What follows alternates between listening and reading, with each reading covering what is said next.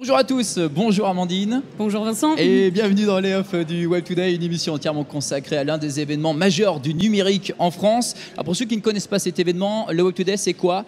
C'est tout simplement durant 3 jours de festival ici dans le quartier de la création, ici donc à Styrolux, à Nantes, l'une des premières villes à avoir été donc labellisée French Tech. Et bien simplement les professionnels du numérique venus de toute la France vont pouvoir faire le plein de nouveautés, d'inspiration et de rencontres grâce à plus de 180 speakers de renommée nationale et internationale autour de conférences, de workshops, de démonstrations, de showrooms. On n'oublie pas non plus le Global Challenge qui est le concours de start-up, le Startup Contest. Et nous allons avec Amandine tout simplement vous montrer les coulisses de ce digital festival avec des duplex, des invités, des démonstrations. On vous attend bien entendu pour réagir à l'émission et bien sûr à l'événement via le hashtag WebToday. On parlera aujourd'hui en plateau de ces entreprises dites disruptives qui osent casser les codes, défier les lois pour monter leur boîte. Qui sont ces entrepreneurs audacieux? Vous verrez qu'ils osent défier la SNCF, qui cassent les codes du permis de conduire et qui veulent même changer le monde rien qu'avec des algorithmes. Comment font-ils pour aller à contre-courant? Comment ça se passe pour eux au quotidien? Ils en parlent dans les conférences ici sur le WebToday mais aussi sur notre plateau. Vous verrez qu'ils sont jeunes et pas si fous que ça. Bonjour Monsieur Durand. Bonjour Vincent. Bonjour Paul Duhan. Alors vous faites partie de ces entrepreneurs qui veulent changer l'ordre des choses. Alors vous auriez pu rester tranquillement dans la Silicon Valley. Hein, vous êtes toujours installé. Vous aviez un poste dit confortable et puis vous avez décidé de tout changer il y a un an en créant une ONG. Ça s'appelle Base Impact. Le principe c'est d'utiliser les algorithmes non pas pour la rentabilité financière comme on en a l'habitude, mais pour l'intérêt général. Vous êtes en contact avec des gouvernements. Ça veut dire quoi utiliser les algorithmes pour l'intérêt général?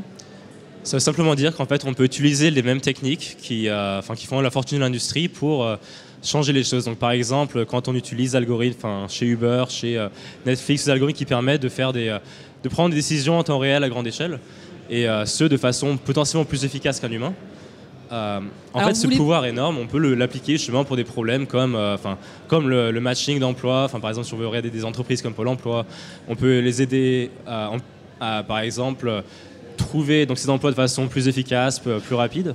On peut aussi regarder du côté de la santé, regarder de la justice criminelle. Et des donc, ambulances aussi, vous pouvez. Des ambulances aussi, par exemple. C'est un très bon exemple où justement il y a un parallèle direct entre ce que Uber fait pour optimiser le dispatch de leurs taxis. On peut faire de même avec des ambulances et sauver des vies. Alors comment ça se passe avec les gouvernements? Vous êtes en contact avec eux? Comment vous êtes reçus par eux? C'est un peu plus simple vu qu'on est une non-profit, on est une ONG, donc ça permet d'avoir une relation qui est plutôt de partenariat. Donc on est là pour résoudre un problème et pas juste pour leur vendre une solution. Donc ça rend les choses plus simples. Alors vous avez que 22 ans, il faut le préciser. Vous avez déjà une équipe de 10 personnes, des cadres, des scientifiques que vous avez débauchés de Facebook ou de Google. Vous disiez, j'ai vu dans les interviews, vous n'auriez pas pu monter cette boîte en France. Alors pour quelle disons raison? que le talent... Allez-y. Pour quelle raison justement? Disons que pour nous, en tout cas, le talent se trouve surtout donc, aux États-Unis. Je pense qu'en France, il y a beaucoup d'opportunités, il y a énormément de talent, il y a beaucoup de subventions, etc. Donc c'est faisable. Après, disons que nous, on recrute des gens de la Silicon Valley qui ont de l'expérience. Et quand on dit Big Data, c'est surtout à San Francisco et dans la Silicon Valley. Et il y a un truc qui nous aide un peu, en fait, c'est que nous, en tant que non-profit, on n'a pas des fonds incroyables, du moins pour l'instant. Et qu'en fait, dans la Silicon Valley, on a des ingénieurs seniors qui ont déjà eu l'occasion de travailler chez Google, chez Uber, qui ont déjà les grands noms dans leur CV et qui se sont déjà fait des sorties plus ou moins confortables. Ça donne une respectabilité. Comment vous êtes reçus d'ailleurs par les gouvernements? Est-ce qu'ils vous reçoivent bien? Est-ce qu'ils veulent bien avoir des rendez-vous avec vous? Est-ce que vous avez des rendez-vous avec eux? On a des rendez-vous avec eux. C'est beaucoup plus facile qu'on le pensait. Et ça, je pense, c'est vraiment parce qu'on est une ONG et qu'on est capable d'y aller, comme je disais, comme des gens qui veulent rentrer en partenariat pour lancer des initiatives. Parce que l'idée est bonne aussi, améliorer la rentabilité. Non, on ne parle pas de rentabilité, mais le fonctionnement des ambulances, améliorer le fonctionnement de Pôle emploi, ça fait rêver. Est-ce qu'en France, on pourra le voir bientôt, vous pensez? Absolument. Donc, je parlais des gens au gouvernement, donc il y a les gens de l'État là, bien Henri Verdier qui vient d'être nommé administrateur général des données, il y a la French Tech. Je pense qu'il a beaucoup de choses. Ce qui manque maintenant, c'est le côté opérationnel. Donc, ce qui manque, c'est des gens qui viennent ici pour vraiment créer les logiciels, pour créer ces solutions. Et donc, c'est là qu'on rentre. Nous, on va chez le gouvernement où il y a justement une appétence pour le changement. Et puis, on leur fournit les armes, les clés pour faire ce changement dont ils ont besoin et dont ils veulent. Merci beaucoup, Paul Duhan, donc le fondateur de l'ONG Base Impact, qui est basée à la Silicon Valley, donc de passage à Nantes, mais vous allez bientôt revenir chez vous à San Francisco. Merci beaucoup d'avoir été sur notre plateau. Merci WebToday.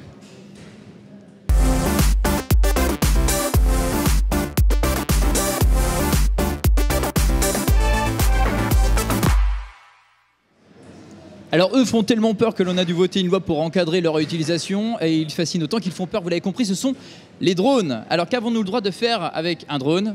Explication.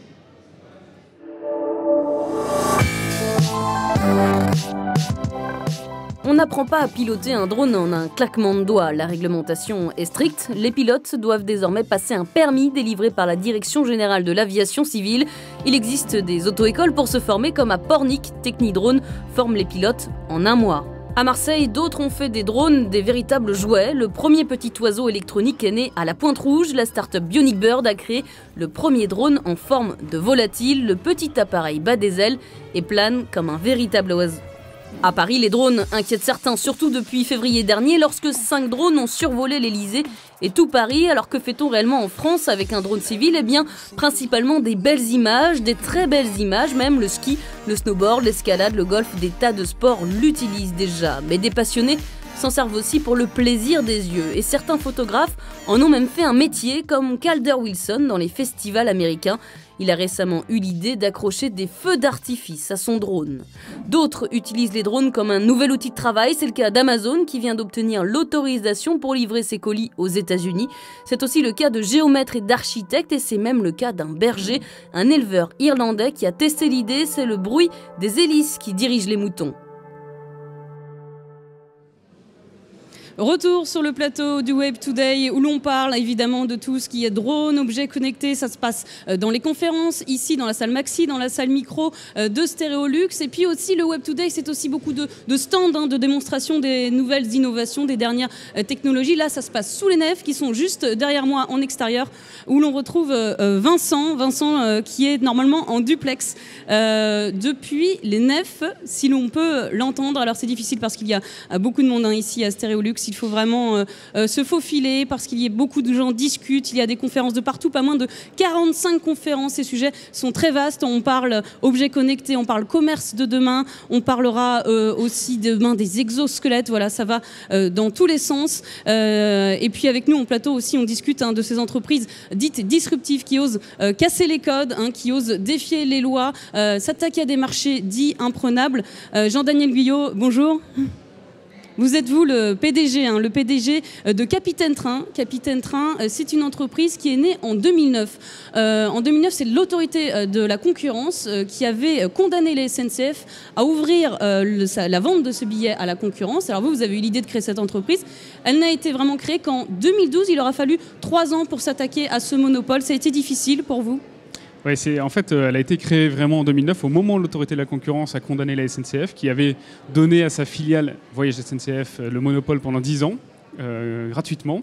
Et donc, l'autorité de la concurrence a ouvert le marché, et nous, on a mis 3 ans à vraiment créer un produit qui corresponde à ce qu'on voulait faire. Donc, on a mis 1 an et demi à négocier le premier contrat avec la SNCF. Puis, c'est allé plus vite, de plus en plus vite avec tous les opérateurs. Donc, on a eu Deutsche Bahn, on a eu IDTGV, et on s'est tout de suite vu comme un vendeur, un distributeur européen. Et du coup, on vend partout en Europe. Aujourd'hui, on est en France, on a les marchés français, allemands, italiens, et on vend dans 19 pays en Europe. Et votre originalité, c'est que vous vous êtes imposé sans pub, simplement grâce aux réseaux sociaux.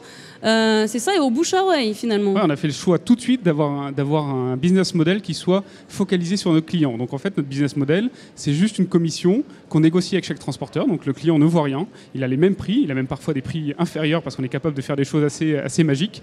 Donc c'est un modèle vertueux. On n'a pas de pub, on n'a pas d'hôtel, on n'a pas de voyage à Miami. Notre objectif, c'est que nos clients, quand ils arrivent sur le site, ils partent le plus vite possible de notre site, avec qu'ils soient contents et qu'ils aient leurs produits, qu'ils aient leur billet de train. Merci beaucoup Jean-Daniel. On reparle tout de suite de vos relations, particulièrement avec Voyage SNCF. On retrouve Vincent qui est en direct depuis les nefs, voilà, où il y a énormément de choses qui se passent, de stands d'innovation.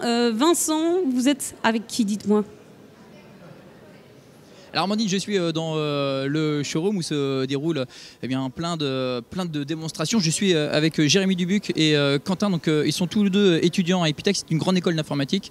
Et ils sont aussi créateurs de Jebit Return. Donc merci messieurs de nous accueillir ici dans le showroom. Alors vous avez créé Jebit Return, c'est une borne d'arcade de jeux musicaux. Est-ce que vous pouvez nous en dire plus? Alors tout à fait. Donc après être rentré en post-4e année en Corée du Sud, On est rentré sur Paris, on s'est rendu compte que les bandes d'arcade ici, on n'a pas trop découvert ça, il n'y avait pas trop existant ici. On a voulu réintégrer un peu un concept de jeu de rythme musical. Donc le principe c'est très simple, il faut appuyer sur les touches, sur le clavier en synchronisation avec la musique. Donc vous avez une musique qui se déroule en arrière-plan et il faut appuyer du coup en rythme avec la musique. C'est ça. Ah bien on va faire le test. Alors c'est parti. Alors je dois choisir une musique, c'est ça? Oui, exactement.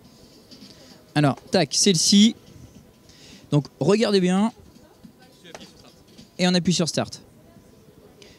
Alors juste pour information, est-ce que... Alors oui d'accord, il faut que j'appuie au moment où c'est marqué Touch. C'est juste un jeu donc d'arcade. Et donc vous complètement inspiré du Japon, Nord-Corée exactement. Est-ce que c'est uniquement ludique ou est-ce que vous voulez en faire une utilisation tout autre? Alors là pour le moment on est sur l'idée ludique, mais on sait qu'il y a quand même un côté médical qui est possible sur l'utilisation du rythme, l'application de reproduire un rythme, d'améliorer un peu les réflexes des gens. Là on est vraiment sur l'idée de pousser le prototype jusqu'au bout, mais on garde l'idée côté médical vraiment à côté, sachant qu'on sait que c'est quelque chose qu'on peut explorer un peu sur la durée. Eh bien merci hein, messieurs, donc voilà, vous l'avez compris Amandine, ça fourmille d'idées ici et d'innovation et je vous invite forcément, dès que l'émission est terminée, à venir faire un tour du côté du showroom, il y a plein d'innovations. Merci beaucoup Vincent, retour sur le plateau du Web Today où l'on retrouve Jean-Daniel Guyot, le PDG de Capitaine Train. Capitaine Train qui ose défier Voyage SNCF. Comment ça se passe les relations avec eux depuis 3 ans, depuis maintenant que vous avez créé la start-up? Alors, on a des super relations avec tous les transporteurs, SNCF, Deutsche Bahn, Trenitalia, donc ça se passe super bien. Et puis après, on a des relations de concurrence qui est plutôt sain avec les filiales qui vendent les billets de train des différents transporteurs. Alors, vous vendez environ 5000 billets par jour, j'ai pu voir ça, et vous comptez tripler vos ventes chaque année. Comment vous comptez faire pour tripler vos ventes? Pour l'instant, c'est ce qu'on a fait en fait. Ouais. Sur les 3 dernières années, on a triplé nos ventes. On a fait 30 millions d'euros de ventes l'année dernière. On va essayer d'atteindre, peut-être pas tripler, 75 millions cette année. C'est déjà un beau défi. Et on se base beaucoup sur l'expérience, sur le bouche à oreille. Et c'est encore 2 tiers de notre croissance. C'est juste des gens, des collègues, des amis qui se parlent de Capitaine Train.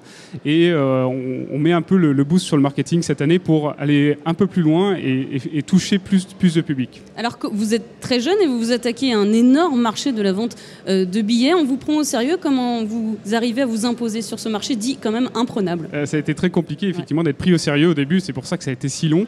3 jeunes qui s'attaquent à des marchés de 30 milliards d'euros, à des sociétés de 30 milliards d'euros, c'est un peu compliqué. Mais aujourd'hui, étant donné nos ventes, on est devenu en quelques années un des plus gros revendeurs en Europe. Ça rassure les transporteurs et on fait et on les a rassurés sur le travail qu'on faisait. On fait un bon travail, on vend bien, donc ils sont rassurés. Voilà, donc il n'y a pas que Voyage SNCF, si vous voulez réserver votre billet de train. Il y a aussi désormais Capitaine Train. Le site c'est www.capitainetrain.fr. capitainetrain.fr ou .com comme on veut. Alors, et les applications mobiles aussi. Voilà, donc une interface très simple, plus simple que Voyage SNCF, c'est tout pareil. Je peux vous faire confiance si je veux vraiment aller en Italie pour aller en vacances? On a même beaucoup plus de tarifs en fait, parce qu'on est connecté à plus d'opérateurs, on est capable de faire des combinaisons, on a un moteur d'itinéraire qui vous trouve les meilleurs tarifs, on supporte toutes les cartes de réduction, toutes les cartes de fidélité, donc oui, vous pouvez nous faire confiance. Ouais. D'accord, merci beaucoup. Jean-Daniel Guyot, on vous retrouve dans les conférences ici sur le Web Today, ça bouge beaucoup ici, Vincent. Exactement. Beaucoup d'ambiance, il y a des workshops, il y a des stands, des innovations, il y a de quoi faire. Si vous voulez avoir une idée de tout ce qui se passe actuellement en termes d'innovation, c'est ici que ça se passe au Web Today. On parle aussi donc de ces entreprises qui changent les lois. Il y a aussi des innovations qui changent elles-mêmes des secteurs. Et c'est le cas de la raquette connectée, effectivement. Voilà. Ouais. C'est le cas de la raquette connectée qui pourrait bien révolutionner la façon de jouer et même, pourquoi pas, de se comparer à des stars, surtout en ce moment avec la quinzaine de Roland Garros. On regarde. Le tennis se joue désormais connecté. À l'instar des autres sports tels que le running, le vélo, le ski ou même l'escalade, le tennis est désormais en mode 2.0. À Lyon, Babola invente la raquette connectée. Basée sur le style de jeu de Rafael Nadal, cette raquette analyse les coups droits, revers, service, smash, la puissance de frappe, la zone d'impact, mais aussi les effets de balle ou encore la longueur des échanges. Les données enregistrées pendant le jeu peuvent ensuite être envoyées via Bluetooth vers une application pour smartphone et tablette. L'actuel numéro 15 mondial, Jo-Wilfried Tsonga, organisera d'ailleurs à Lyon le premier camp connecté de France. Ce camp de tennis inédit accueillera du 26 au 30 juillet prochain 100 jeunes de 8 à 17 ans.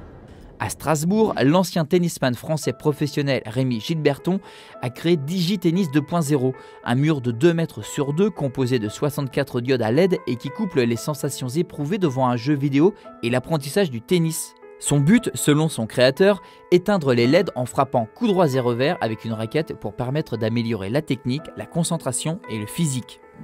Dans la même lignée que la raquette connectée de Babola, une société de Singapour a créé Clip. Relié à une application smartphone, le capteur que l'on fixe sur le cordage de la raquette permet d'enregistrer et d'analyser chaque rencontre en temps réel via une synchronisation avec un enregistrement vidéo effectué sur le smartphone. Un anti-vibrateur intelligent qui fournit de nombreuses statistiques afin d'améliorer ses performances sur le court. Retour sur le plateau du Web Today où on parle évidemment objets connectés ici sur le plateau, mais aussi dans les conférences, dans les workshops. On parle aussi commerce de demain, big data, loi sur les renseignements. Voilà, ça va dans tous les sens des conférences dont vous retrouvez les thèmes sur les médias spécialisés, sur les sites spécialisés. Pour cela, il y a des journalistes qui travaillent dur en ce moment même sous les nefs, dans la press room où vous vous trouvez, Vincent, en bonne compagnie, il me semble. Exactement, je suis avec Richard Meneveux qui est le fondateur de French Web, le magazine des professionnels du digital. Merci en tout cas Richard d'être parmi nous pour ce Web Today. Alors je sais que vous connaissez beaucoup d'entreprises, de start-up ici. Alors qu'est-ce que vous en attendez de cette 7e édition? Vous aussi donc partenaire média du Web Today. Bah moi, ça fait 5 ans là, que je viens sur le Web Today, donc je vois l'événement grossir chaque année et à chaque fois je suis incroyablement stupéfait par l'enthousiasme, le dynamisme justement de à la fois les équipes, les entrepreneurs de la région, mais également les politiques. Il y a un écosystème nantais qui est extraordinaire et d'ailleurs qui souvent fait un petit peu réagir d'autres écosystèmes à Lyon ou à Lille, qui sont des villes un peu plus grandes et qui se disent mais c'est incroyable comment Nantes rayonne aujourd'hui. Donc je crois que c'est vraiment un pari gagné. Et puis c'est un écosystème qui est très bien structuré, il y a très belles boîtes, il y a Material.net, il y a iAdvise, il y a Lengo, il y a très belles startups et des entrepreneurs justement qui s'investissent dans cet écosystème, qui mouille la chemise. Donc voilà, c'est un très bel event auquel chaque année je prends plaisir à venir. Et donc vous couvrez donc, cet événement, est-ce qu'il y a une conférence qu'il ne faut selon vous absolument pas rater? Alors il y a les Startup Stories, je crois que ça c'est vraiment, alors c'est pas une conférence, c'est toute une série de conférences. Donc là c'est l'occasion de découvrir justement des startups qui se présentent, hein. On est vraiment dans un modèle où on raconte l'histoire de ces startups. Donc je pense qu'il y a celle de Captain Train hein, qui est à voir, qui est tout à l'heure. Qu'on vient de recevoir en plateau à l'instant, oui. Voilà, donc une très belle aventure, voilà, très inspirante pour justement à la fois des entrepreneurs mais également des gens qui veulent monter leur boîte. Eh bien on suivra donc vos articles directement sur votre site internet et bien sûr sur les réseaux sociaux. Merci Richard. Merci beaucoup. Merci beaucoup Vincent, merci Richard Meneveux. Retour sur le plateau du Web Today où on parle de ces entreprises dites disruptives parce qu'elles cassent les codes des professions réglementées, qu'elles osent défier les lois. C'est le cas d'Ornicar. Bonjour Alexandre Chartier. Bonjour. Vous êtes le cofondateur d'Ornicar, une entreprise 100% made in Nantes, il faut le rappeler, made in ici même. Alors vous êtes devenu la bête noire des auto-écoles parce que vous attaquez au marché du permis de conduire. Votre but c'est de mettre en relation directement sur le net des formateurs et des candidats au permis de conduire. Évidemment, ça agace les auto-écoles. On en a beaucoup entendu parler ces derniers mois. Ça fait 1 an que vous vous battez au niveau juridique. Alors, où vous en êtes de votre agrément? Est-ce qu'un jour, vous allez l'avoir? Est-ce que c'est imminent? Comment ça se passe? C'est imminent, effectivement, c'est imminent puisqu'on a la chance d'avoir cette loi Macron qui intervient au bon moment et qui prévoit les rares petites choses qui étaient encore peut-être délicates pour nous, notamment par exemple la possibilité pour un candidat de signer son contrat de formation en ligne. Quand même dingue, on est en 2015, heureusement on peut signer un contrat de formation en ligne. Donc voilà, ça c'était rappelé dans le projet de loi Macron, donc vraisemblablement on pourrait commencer les heures de conduite enfin cet été.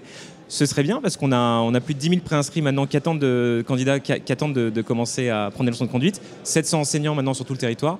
Donc il est temps. Sur la partie code, on a pu commencer à travailler puisqu'il n'y a pas besoin d'agrément. Code de la route, pour rappel, le permis de conduire c'est 2 parties, la conduite, mais avant le code. Et là le code, on propose à n'importe quel candidat pour moins de 50 €, 49,90 de passer son code de la route. C'est-à-dire pour 50 €, on lui envoie un livre de code chez lui, il peut s'entraîner de façon illimitée en ligne à nos séries de codes.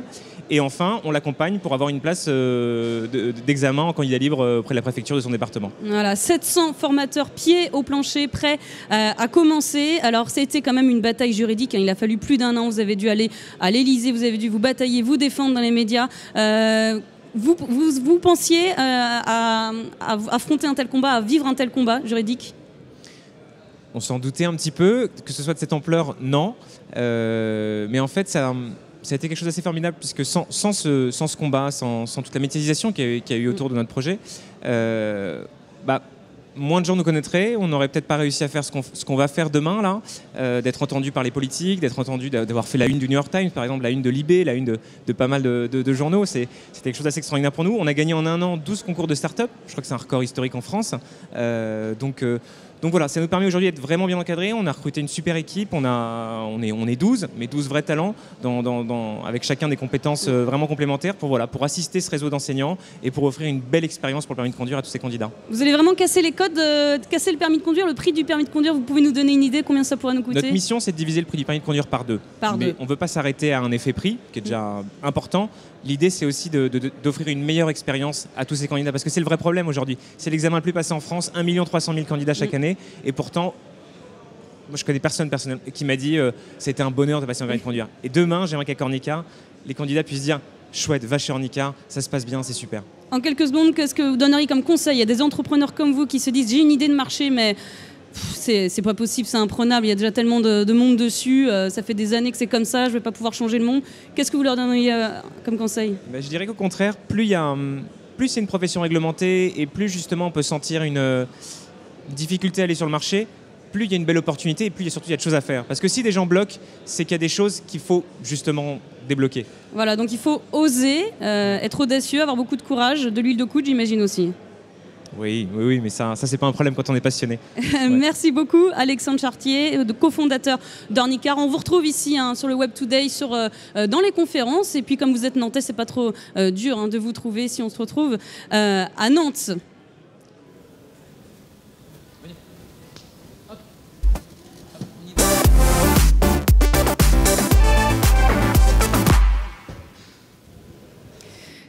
Bonjour à tous, retour sur le plateau du Web Today où c'est un concours qui va maintenant se dérouler, le défi Global Challenge, Vincent. C'est le Startup Contest, donc c'est un concours de start-upers. Le but c'est de se faire connaître, c'est le pitch, forcément c'est l'art de maîtriser forcément le pitch. Vous allez donc pitcher lors du Startup Contest pendant 4 minutes en anglais. Là, le défi, c'est quoi? Eh bien, c'est tout simplement, c'est face caméra. Voilà, nous avons Stéphanie donc, qui est juste devant vous. Vous allez pouvoir commencer. Donc, on va commencer avec les dames, avec Elisabeth Naves, qui est cofondatrice de Smart My Data. Donc, 30 secondes, face caméra. Voilà. Faites-vous plaisir. On ne vous présente pas, c'est bien le but du jeu. Le but, c'est que vous avez 30 secondes pour le pitch. Vous le rappelle, c'est pour bien se vendre. C'est très important quand on est une start-up, quand on rencontre des investisseurs, quand on doit les convaincre. Voilà, il faut avoir 30 secondes. Monsieur, juste 30 secondes, il faut que je vous convainque, il faut que je vous parle devant mon entreprise. Voilà, ça va très très vite. Et on va voir qui est le meilleur. On va lancer le chrono. On ne vous présente pas. Elisabeth, on connaît juste votre prénom. Avancez-vous un petit peu, avancez-vous juste un tout petit peu, regardez la caméra. Je lance le chrono et je vous dirai quand c'est fini. Top départ. Bonjour à tous, je m'appelle donc Elisabeth et je fais partie de Smart My Data. Smart My Data, c'est une société qui s'attaque aux problèmes que rencontrent énormément de e-commerçants et de sociétés pour se constituer un catalogue produit pour aller sur le net. Donc nous, on développe une application qui va vraiment leur faciliter la vie. C'est une application qu'on a développée avec 2 objectifs principaux. 5 secondes. Le premier, c'est la facilité de l'utilisation. Et le second, c'est le temps de traitement. Bravo en tout cas Elisabeth. Allez, on va passer donc du côté de Maxime. Maxime qui est lui fondateur de RedStep. Maxime, êtes-vous prêt? Je suis prêt. C'est parti. C'est parti. Alors le problème chez RedStep, c'est qu'on a 95% des Français aujourd'hui qui sont d'accord pour donner leur sang et on a simplement 4% de donneurs. Ce qu'on souhaite faire, c'est via une application mobile, simplifier ce don du sang et l'accès au don par la gamification, les challenges, résoudre des challenges entre amis pour aller donner son sang, gagner des points, monter en grade et du coup monter le volume de don du sang et faire en sorte que tout le monde ici puisse aller donner son sang simplement. Voilà, c'est RedStep, c'est tout simple. Il reste 5 secondes. Un dernier mot. Eh ben, on est très heureux d'être ici. Merci. Bien joué Maxime. C'est fini. Allez, on va donc passer le micro cette fois-ci donc à André Colorec, Confidence. C'est vrai qu'on a dû vous la faire souvent, confidence pour confidence. André Schultes, Monsieur Schultes, voilà. ouais, Est-ce que vous êtes prêt André? Je suis prêt. D'accord, 5, 4, 3, 2, 1, C'est parti. Bonjour, on a déjà tous reçu en fait des questionnaires qui sont très fastidieux à remplir. Confidence répond à ce problème en vous permettant de créer facilement des questionnaires plus engageants et qui améliorent spectaculairement le taux de réponse. Vous pouvez simplement rajouter des photos, des vidéos et avoir des questionnaires qui sont parfaitement compatibles avec les smartphones, les tablettes et ordinateurs, les partager sur les réseaux sociaux, par mail, par SMS et visualiser graphiquement les résultats. Alors si ça vous a plu, votez pour nous au prix spécial du jury pour le Startup Contest. Merci. Merci André, Just in félicitations time, en tout cas félicitations pour votre prestation de 30 secondes. Je sais que ce n'est pas facile. On vous souhaite bonne chance en tout cas pour le Global Challenge. Merci à vous de nous avoir suivis. Merci Amandine. Merci à vous Vincent. Ouais, on se retrouve demain, même heure, même endroit pour les offres du Web Today. Demain on parlera notamment de commerce connecté, des exosquelettes qui viennent de faire leur entrée dans notre quotidien et de beaucoup d'autres choses. D'ici là, continuez de vivre en direct donc le Web Today directement sur webtoday.co/live et de réagir directement à l'événement et à l'émission via le hashtag WebToday. On vous embrasse, à demain. À demain.